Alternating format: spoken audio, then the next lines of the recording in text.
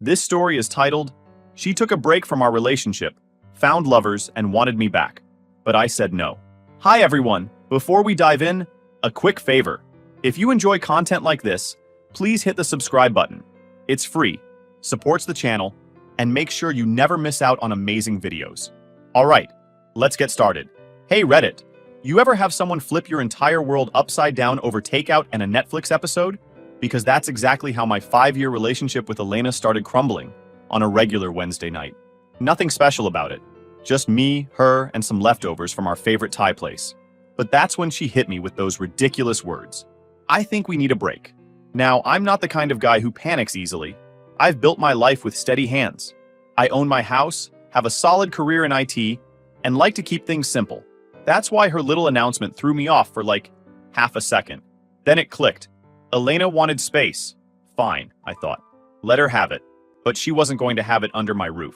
I kept calm though. I put my fork down, looked her dead in the eye and said, okay, if you need a break, take it. But this is my house, so you'll have to pack your things and figure out where you're staying. The way she blinked at me, you'd think I'd suggested she move to another planet. Wait, seriously? She asked. Yeah, seriously. What did she expect? For me to stick around while she found herself? If someone's unsure about you, why should you be the one to wait around for them to make up their mind? I wasn't interested in being anyone's safety net. To her credit, she didn't argue much. Maybe she thought I'd fight for her to stay, or beg for an explanation. But I wasn't about to beg anyone to be in my life, not even Elena. By the end of the night, she packed a suitcase and called her sister to come pick her up. She stood at the door for a moment, looking like she wanted to say something. But I just opened the door and held it for her. That's the thing. If someone wants to leave, you let them. You don't hold on tighter and make them feel trapped. You let them go. Once the house was quiet, I sat in the living room, staring at the half-eaten pad thai on the coffee table. It didn't feel like some huge emotional scene. It was more like a shrug moment. I wasn't heartbroken or devastated. I was just annoyed. I'd built this life where Elena had every opportunity to be happy. And instead of talking to me about whatever was bothering her, she decided to take the easy way out. A break. The next day, I packed up the few things she left behind. Some toiletries, a couple of her favorite hoodies she always stole from me, and her dog-eared copy of Pride and Prejudice. I put everything in a box and stuck it in the hallway closet. If she wanted her stuff back, she could ask for it. I wasn't going to chase her down with a care package. Life without Elena didn't change much at first. I still got up at 6 a.m., went to the gym, and spent my days working on client projects. The house was quieter, but that wasn't necessarily a bad thing. I had more time to think, more time to focus on myself. It wasn't like I didn't care about Elena. I just wasn't going to let her absence throw my entire life off balance. What did throw me off, though, was how easily she'd walked away. I started replaying the past few months in my head, wondering if I'd missed something. Were there signs she was unhappy? Were there moments I should have noticed her pulling away? I didn't think so. Our relationship wasn't perfect, but it wasn't on life support either. We didn't fight much. And when we did, it was over dumb stuff like what to order for dinner or who left the toothpaste cap off. Normal couple things. Elena never mentioned feelings tuck before. She never gave me any real warning that she was thinking about taking a step back. She just decided. And that's what annoyed me the most. Relationships are supposed to be partnerships. You don't just decide unilaterally to hit pause. You talk. You figure it out together. But she didn't give me that chance. She made her decision and expected me to sit around twiddling my thumbs until she was ready to come back. No thanks. Over the next few days, I started hearing from friends and family who'd caught wind of what happened. My sister called me first. She left? Just like that? She asked, sounding more shocked than I felt. I gave her the short version of the story, and she was quick to reassure me that I'd made the right call by not begging Elena to stay. Don't let her walk all over you, she said. If she doesn't know what she has, that's on her. Then there was Alex, my best friend and unofficial therapist. He swung by the house a couple of nights later to check on me. He wasn't one for pep talks, but he did point out the obvious. You dodged a bullet, man. If she's this indecisive now, imagine how she'd act in a real crisis. That stuck with me. If Elena couldn't handle the everyday ups and downs of a relationship, what would have happened when life got tough? What if we'd been married? What if there were kids involved? It was better to find out now before things got any more complicated. By the end of the week, I felt like I'd made peace with the whole situation. If Elena wanted her break, she could have it. I wasn't going to chase after her or waste my time wondering what she was up to. That's the thing about people who say they need space. Half the time, it's not about finding themselves. It's about finding out if the grass is greener somewhere else. And if they think they can come back to you once they're done looking, they're dead wrong. I knew I deserved better than that, and I wasn't about to settle for someone who didn't see my worth. So I kept moving forward, confident that I'd made the right choice. And honestly, it felt pretty damn good. It didn't take long for people to start talking. When someone moves out, especially when you live in a close-knit neighborhood and share a lot of mutual friends, the whispers spread fast. I wasn't the type to go around announcing, "Hey, Elena wanted a break, so she's gone now." But apparently, she didn't have the same level of discretion. At first, it was just small things. A friend of mine, Jordan, texted me about a week after Elena left. "Hey man, hope you're doing okay. I ran into Elena at the dock last night. She seemed different." Different? What was that supposed to mean? I didn't reply right away because I didn't feel like unpacking the subtlety. I didn't ask Jordan for more details either. Let her be different. She wasn't my problem anymore. But then another friend, Lauren, called me a couple of days later. "I wasn't sure if I should tell you this," she started, which is always a great opening line when someone's about to spill something you probably don't want to hear. "I saw Elena out with some guy at the tavern last night. Looked kinda cozy, you know?" Cozy. That word stuck with me. Not because I cared what she was doing. I meant it when I said she could have her space. But because it confirmed something I already suspected. This break wasn't about self-discovery or whatever she claimed. It was about seeing what else was out there. And clearly she wasn't wasting any time. I thanked Lauren, told her I appreciated the heads up, and hung up. I wasn't mad, at least, I didn't think I was. I wasn't jealous either. If anything, I felt a little insulted. 5 years together, and the first thing she does after leaving is hit up some bar with another guy? It wasn't even about me wanting her back. It was about basic respect. The whispers didn't stop there. Over the next week, more people started chiming in with their unsolicited updates. My neighbor, Janice, caught me outside while I was mowing the lawn. "Hey, Noah," she said, leaning over the fence like she had a juicy piece of gossip to share. "I saw Elena out jogging with some guy yesterday morning. He's new, right? I haven't seen him around before." I just shrugged. "Probably," I said. "Doesn't really matter to me." Janice gave me this look, like she couldn't tell if I was genuinely unbothered or just pretending to be. But that was the truth. It didn't matter. If Elena wanted to jog around with random guys or play the field, that was on her. I had better things to worry about, like keeping my lawn in check and focusing on my own life. The funny thing was, I wasn't even trying to find out what Elena was up to. People just kept telling me. It's like when someone tells you not to think about something, and suddenly it's all you can think about. I didn't ask for these updates, but they kept landing in my lap anyway. The most telling sign, though, came from Elena herself, or rather, her social media. I wasn't stalking her, let's get that straight. But one night, I opened Instagram to check something, and her profile popped up in my feed. You know how the algorithm works. It shows you what it thinks you want to see. Apparently, it thought I wanted to see Elena's stories. There she was, laughing in the background of someone else's photo, sitting across from a guy I didn't recognize. He had that try-hard look, fitted shirt, perfect stubble, the kind of guy who probably spends more time taking selfies than actually enjoying life. They were at some trendy restaurant downtown, one of those places Elena always wanted us to go but never bothered to actually plan. Seeing her there, smiling like she didn't have a care in the world, made me shake my head. It wasn't that I felt hurt, I didn't, but it was disappointing in a way I didn't expect. After these years together, I'd have thought she'd take at least a little time to reflect or, I don't know, show some respect for what we had. Instead, she was out there acting like a single woman who'd never been in a relationship. It was like I didn't exist. I closed Instagram and didn't look at her profile again after that. I didn't need to. Whatever she was doing, she could keep doing it. I had no interest in being part of her audience. One thing that did bug me, though, was how she framed the situation to people. A mutual friend, Rachel, called me one evening. "So, Elena told me you two are taking a break," she said, her voice laced with skepticism. "But she made it sound like it was your idea." My idea? That made me laugh. "Rachel, I don't know what she told you, but let's be clear. Elena asked for the break, not me. I just told her she couldn't stick around here while she figured it out. She needed space, so I gave it to her." Rachel sighed. "Yeah, that's not how she's spinning it. She's acting like you pushed her out or something." That didn't surprise me. Elena always had a way of twisting things to make herself look like the victim. I wasn't going to waste my energy correcting her narrative, though.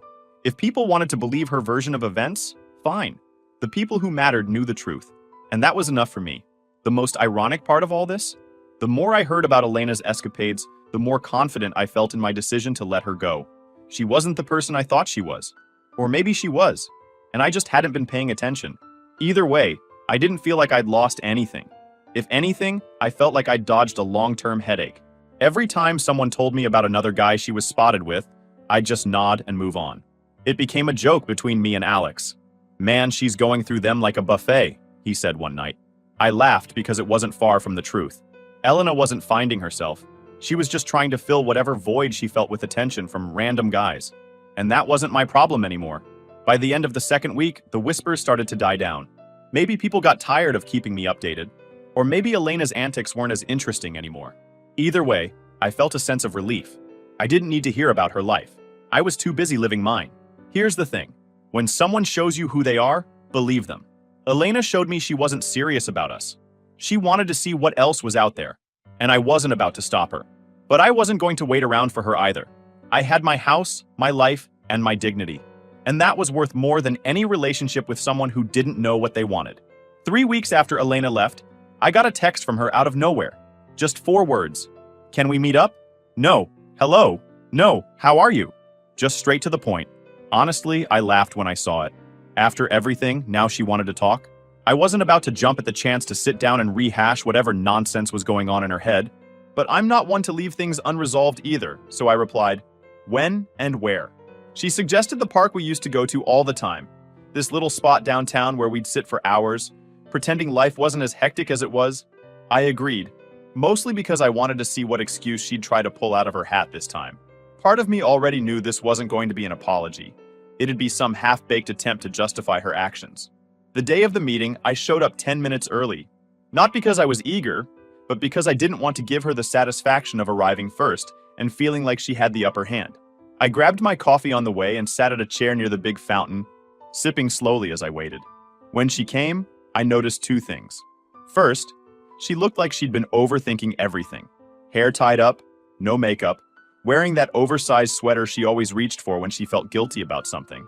Second, she looked smaller somehow. Not physically, but in a way that made it clear she wasn't as confident as she'd been when she walked out of my house 3 weeks ago. She spotted me, waved awkwardly, and made her way over. I didn't stand up. I just leaned back in my chair and nodded. If she wanted to talk, she could do the work. I wasn't about to make this easy for her. "Thanks for meeting me," she started, sitting down. I didn't reply. I just raised an eyebrow and waited for her to get to the point. Let her squirm a little. She deserved it. She launched into this long, rambling explanation about how she'd been feeling lost and confused when she asked for the break. She tried to spin it like she was doing me a favor by stepping away to figure herself out. "I didn't want to drag you down while I was sorting through my feelings," she said, avoiding eye contact. That one made me chuckle. Drag me down? I wasn't the one who needed sorting out. My life was stable. She was the one who couldn't figure out what she wanted. And somehow, she'd managed to convince herself that leaving was a selfless act. "I just needed time," she continued, "to see if I could be the best version of myself. For us. For us." Like she'd been doing all this soul-searching for my benefit. I almost rolled my eyes. When she finally stopped talking, "So," I said, keeping my tone neutral, "how'd that time work out for you?" That threw her off. She blinked a few times, clearly not expecting me to be so blunt. "It's been enlightening," she said hesitantly. "I realized that I was taking you for granted, that I wasn't appreciating everything you bring to the relationship." I didn't say anything, just nodded for her to continue. I wasn't about to help her dig herself out of this hole. "And, she added, her voice getting quieter. "I made some mistakes during the break." Mistakes. That was the word she chose. Not choices or decisions. Mistakes, like everything that happened was some kind of accident. "I heard about your mistakes," I said calmly, not letting any emotion show. "People talk, Elena. I know about the bar, the restaurant, the jogging partner." Her face turned red, and she started stammering. "I didn't mean for it to happen like that. I thought I needed to see if I was missing something." I shook my head. "You weren't missing anything. You had everything you needed, and you threw it away to see if you could find someone better. That's on you." She looked like she wanted to cry, but I didn't care. I wasn't going to comfort her. She was the one who chose to walk out, and now she had to deal with the consequences. "I realize now how much I care about you," she said, her voice shaky. I want us to work things out. I want to come home. There it was. The big reveal. She wanted to come back, but not because she'd suddenly realized my worth, because the fantasy she'd been chasing didn't live up to her expectations. Maybe the guys she was seeing didn't treat her the way I did. Maybe they weren't as patient or as stable. Whatever the reason, it didn't matter. She wasn't asking to come back because she loved me. She was asking because I was her safe bet. No, I said simply, leaning back in my chair. She blinked, clearly not expecting that response. No? That's right, I said. You wanted a break and you got it, but you don't get to walk back into my life just because things didn't go the way you thought they would. She tried to argue, to plead her case, but I wasn't interested. I stood up. Take care of yourself, Elena, I said before leaving. I didn't look back. I didn't wait to see if she'd follow me or call after me. As far as I was concerned, that chapter was closed. She'd made her choices, and now she had to live with them. If there's one thing I've learned from this, it's that you can't let someone treat you like an option. If they don't know your worth, you don't need to stick around waiting for them to figure it out. You move on, and you don't look back. And that's exactly what I plan to do. After that park meeting with Elena, I felt like a weight had been lifted. It wasn't just about turning her down or walking away. It was about reclaiming my own sense of worth. I hadn't realized how much I'd been carrying since she first said she needed a break. But now, I was done. No second guessing, no lingering doubts. The first thing I did when I got home was clear out the hallway closet. That box of her stuff, it all went into the trunk of my car. I drove straight to her sister's place and left it on the porch without a word. No text, no note. She could deal with it on her own time. I wasn't about to have her lingering in my space any longer than necessary. Over the next few days, I started settling into a new rhythm. My house felt different without Elena's presence, but not in a bad way. It was quieter, sure, but also more peaceful. I didn't have to worry about her passive-aggressive sighs when I left a dish in the sink, or her endless stream of suggestions about how I could improve the house. The house was mine again, and I made it a point to make it feel like mine. I rearranged the furniture in the living room, replaced the throw pillows she'd insisted on buying, and even swapped out the shower curtain. Small changes, but they made a big difference. Every little adjustment felt like a step toward reclaiming my space. One night, Alex came over to hang out. He hadn't seen the house since Elena left, and the first thing he said when he walked in was, "Man, it feels way better in here now. Like, I don't know, lighter?" I laughed. "Yeah, it's amazing what happens when you take out the source of the negativity." He smirked. "Dude, you're thriving, and I'm here for it. What's the plan now? Bachelor pad vibes?" I shook my head. "Nah, I'm not turning this into some party house. I just want to focus on me for a while. You know, get back to what makes me happy." Work became another area where I really started to thrive. Without the constant distractions of a messy relationship, I found myself diving deeper into projects and actually enjoying them again. My focus was sharper, my productivity shot up, and I started getting recognition for it. My boss even pulled me aside one day to say, "Whatever you're doing differently, keep it up. It's paying off." Funny how cutting the dead weight from your personal life can make everything else fall into place. The real shift, though, was mental. I started noticing how much clearer my head felt without Elena's drama taking up space. I wasn't constantly questioning myself or trying to figure out what she wanted or needed. I wasn't worrying about whether something I said or did would set her off. Of course, there were still moments where I thought about her. It wasn't like she'd completely disappeared from my mind, but those moments were fewer and farther between as the weeks went on. When I did think about her, it wasn't with anger or sadness. It was more like indifference. That indifference became even more solidified when mutual friends brought her up in conversation. One friend mentioned seeing her at a party, and all I said was, "Good for her." I didn't ask for details, didn't care to know who she was with or what she was doing. It didn't matter anymore. By the time a month had passed since our last meeting, I felt like a completely different person. Not because I'd changed, but because I'd finally gotten back to being myself.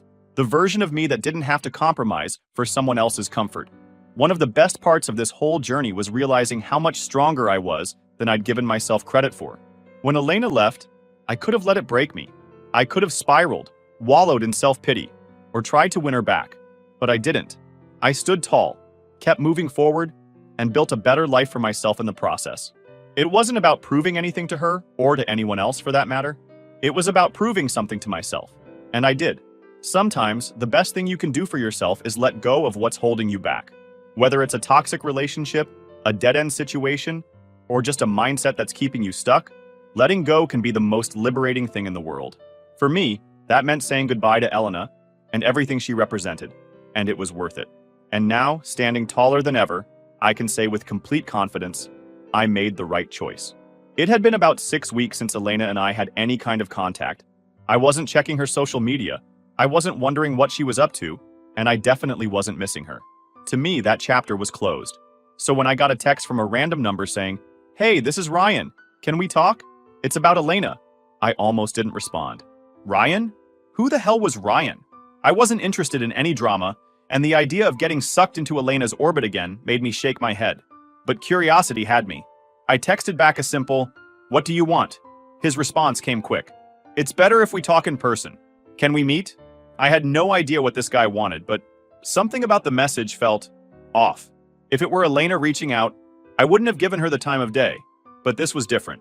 Against my better judgment, I agreed to meet him at a cafe downtown the next day. Worst case, I figured, I'd waste 30 minutes of my life. Best case, I'd get some clarity on why this guy thought it was necessary to talk to me.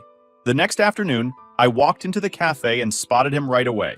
He was sitting at a corner table, fidgeting with his cup. Early 30s, clean cut, one of those guys who probably spends half his life on LinkedIn. I sat down across from him, not bothering with any small talk. "You're Ryan?" I asked, and he nodded, looking more nervous than I expected. "Yeah, thanks for meeting me," he said, shifting in his seat. "I wasn't sure if I should reach out, but I felt like you deserved to know the truth." "The truth?" I leaned back in my chair and crossed my arms. "All right then, what's the truth?" Ryan took a deep breath, like he was gearing up to confess something big. "So, I've been seeing Elena," he started, his eyes glued to the table. Or I was, anyway. I raised an eyebrow but didn't say anything. No surprise there. I already knew Elena had been jumping from guy to guy since she left. The difference was, I hadn't cared enough to put faces or names to any of them. Ryan was just another name on the list. He must have noticed my lack of reaction because he kept talking, words tumbling out faster now. The thing is, when we started seeing each other, she told me you two were done. Like, completely done. She said the break was just a formality, and that you were emotionally checked out. I almost laughed at that. Emotionally checked out? I repeated, shaking my head. Yeah, that's not how it went down. She asked for the break. I told her to pack her bags. End of story. Ryan looked genuinely uncomfortable, which frankly, I found satisfying. He was starting to realize he'd been played. She made it sound like you were the one who didn't care, he admitted. Like she had no choice but to move on. Classic Elena, twisting the narrative to make herself look like the victim.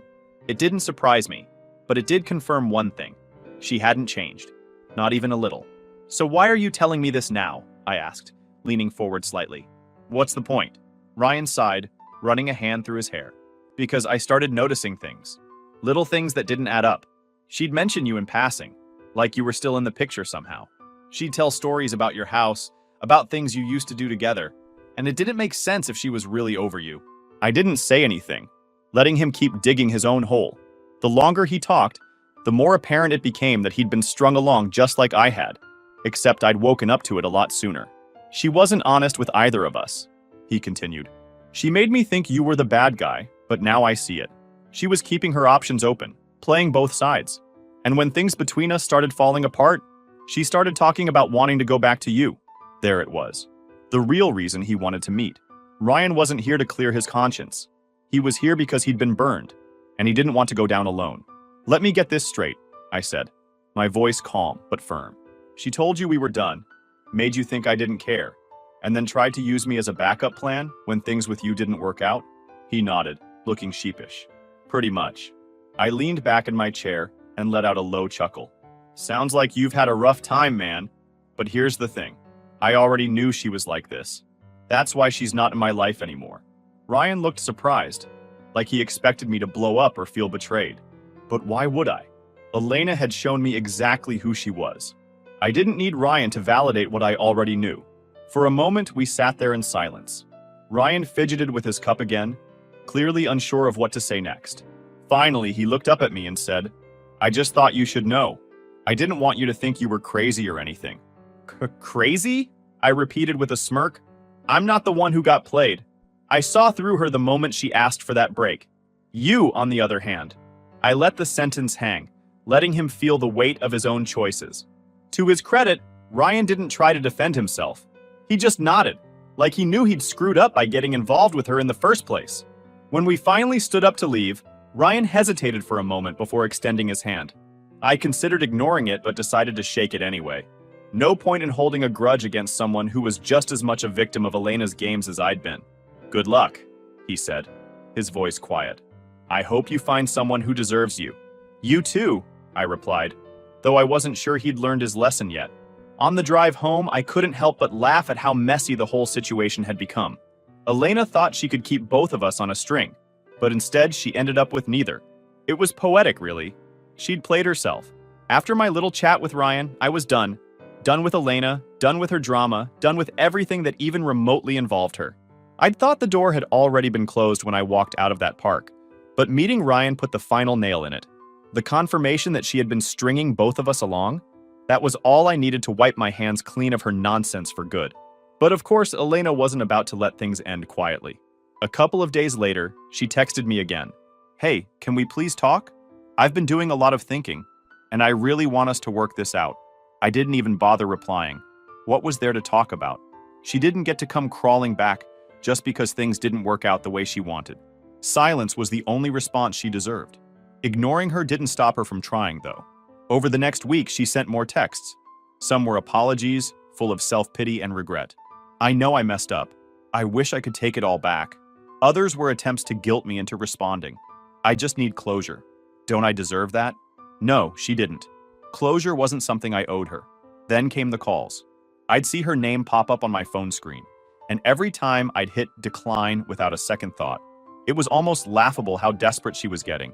She'd burned every bridge between us, and now she was scrambling to rebuild them with empty words. I wasn't buying it. One night, she showed up at my house. I was in the middle of a woodworking project in the garage when I heard a knock at the door.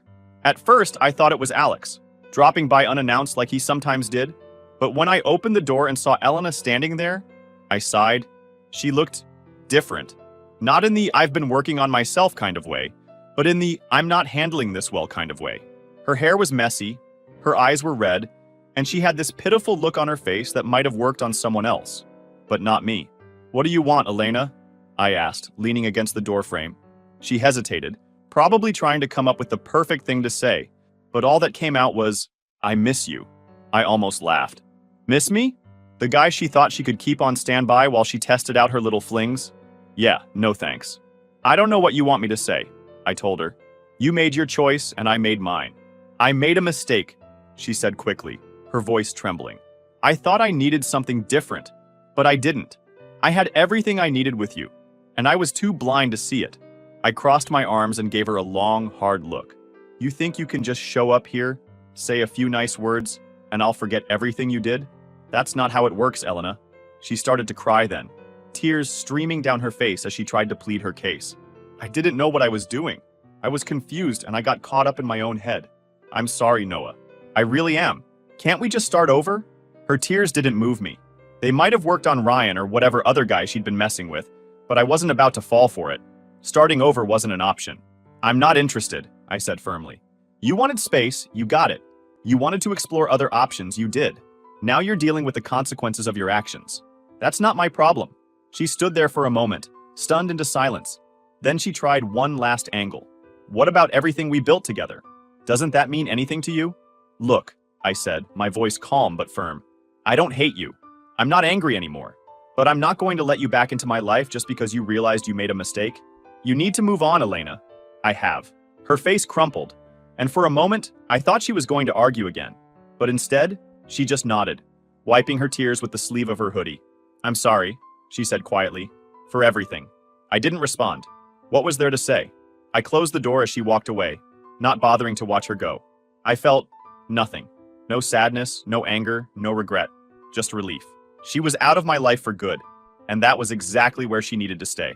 After that night, she didn't try to contact me again. Maybe she finally got the message, or maybe she was too embarrassed to keep trying. Either way, I didn't care. My life was better without her, and I wasn't about to let her back in. I started planning a trip I'd always wanted to take but never had the time for. Life felt full again.